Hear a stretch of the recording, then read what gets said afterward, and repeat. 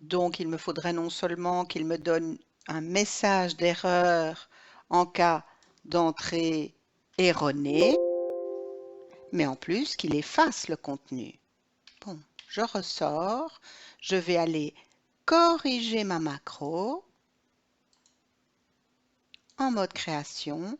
Je vais en fait rajouter que non seulement si l'année du film est inférieure à 1895, alors il me met la zone de message, mais en plus, je dois rajouter ici qu'il doit définir la valeur de cette année film comme étant nulle. Donc, je vais afficher toutes les actions pour atteindre le définir valeur.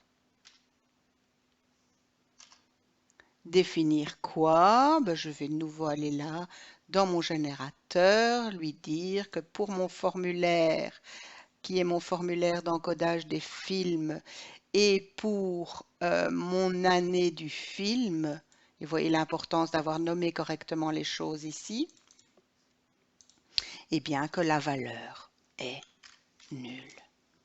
Je dois mettre cette action ici, mais je dois aussi la mettre sur le sinon si.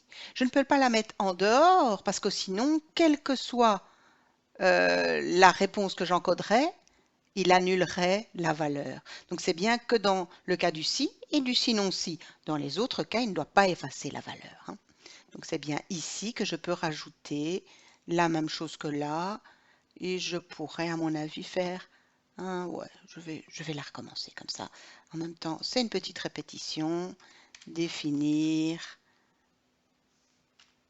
valeur de nouveau.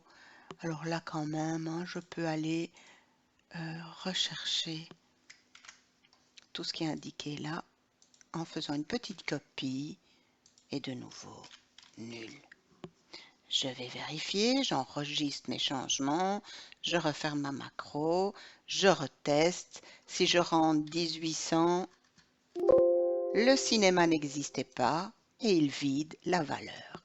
Si je rentre 2022, nous n'en sommes pas là et il vide la valeur. Et dans un autre cas, si je reprends un film qui existe et que je modifie l'année, hein, c'est une mise à jour, donc j'ai quand même la valeur qui fonctionne. Ça va? Si je mets quelque chose de bon, ça marche. J'ai pas de message. Ça, c'est important aussi de le tester.